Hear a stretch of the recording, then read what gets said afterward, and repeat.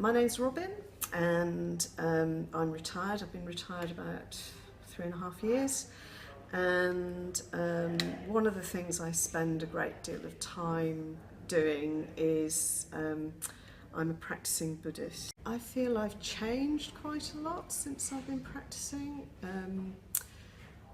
I think I'm a kinder person. I'm definitely more generous. I'm more relaxed. I think I feel freer in myself. I feel more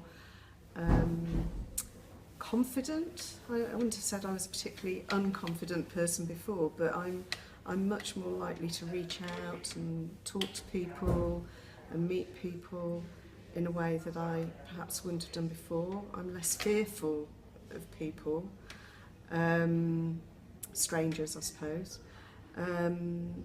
I spend much less time worrying and ruminating about things.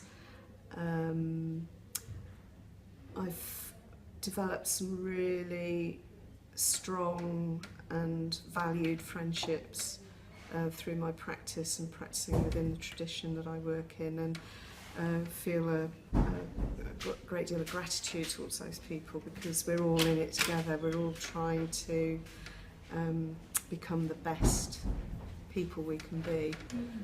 Thank you. How might your life be different if you were not practicing?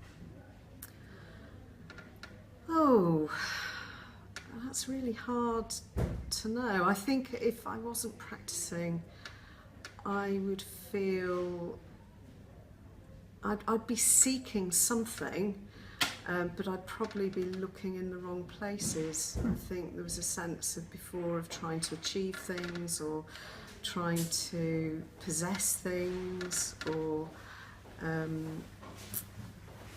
think life would be more empty. There would be less meaning in my life. I think some of my friends have found it quite difficult, some of my long-standing friends. So if someone was to come to you who was about to retire and wanted a bit of advice from you, what would you say to them? I would suggest that they follow their heart. What got you interested in dance, or what got you into dancing? I retired 8 years ago, and after 3 years of retiring, I realised I'd done a lot of lovely things, but they were all sitting down, and I wasn't very fit. I always had a very active life, and I found that even if I walked for a short distance, my feet were sore and I had no energy. So that was why I decided that I would do dance, because I've never been interested in gyms, so dance seemed to be a good alternative. How did you find the dance class that you ended up in? I was talking to a friend of a friend, and she mentioned an over 50s theatre dance group that I could join. So I did, and that's where it all started. Then I joined a second group, which was open to over 18s, and of course that's rather more taxing.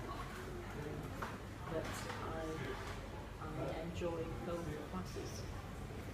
Hello, my name's Bob. What made you get into music? Okay, well, but that's a long story, because I started playing music when I was 15, 16, 17, and played quite a lot at that time, starting from a base of absolutely nothing. And life gets in the way. You have studies to undertake, you have children to bring up, you have all sorts of things that get in the way. Sometimes excuses get in the way as well. But as retirement sort of came closer, and I got invited to play in a small group of people. We call ourselves the Orchestra, Hard Times Orchestra, which was essentially a friendship group of neighbours and people who live locally or work together.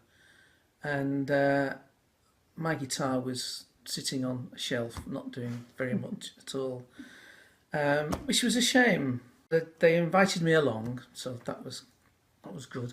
It was actually a little bit scary because I hadn't played much for 15, 20 years, on and off perhaps, but not much. Anyway, I got through that baptism, the first 2 or 3 practice sessions, and I remember playing my first gig for forever really, since I was a teenager.